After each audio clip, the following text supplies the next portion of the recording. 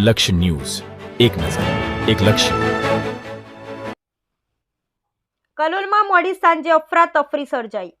કલોલના બસ ડેપોની સામે આવેલ યુસુફ એસ્ટેટ નામના શોપિંગ સેન્ટરમાં સમી સાંજે ઉપરના માળનો જર્જરિત કાટમાળ નીચે તૂટી પડ્યો હતો. સમી સાંજે શાક માર્કેટ જવાના રસ્તે લોકોની અવરજવર હતી. તે સમયે એકાએક શોપિંગની જર્જરિત કાટમાળ નીચે એક્ટિવા લઈને પસાર થતી મહિલા ઉપર પડ્યો હતો.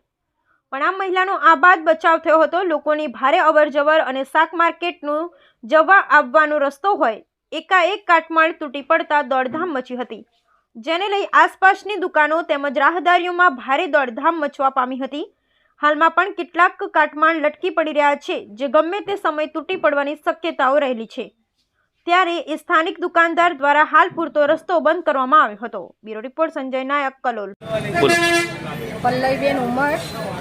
અમે સર હમણાં શાકભાજી લેવા આવ્યા અને એકદમ ઉપરથી બધો કાટમાળો નીચે પડ્યો. અમે સહેજ બચી ગયા અને હમણાં અમારા ઉપરથી એટલી ઈજા થઈ તેની જવાબદારી કોણ લો સર?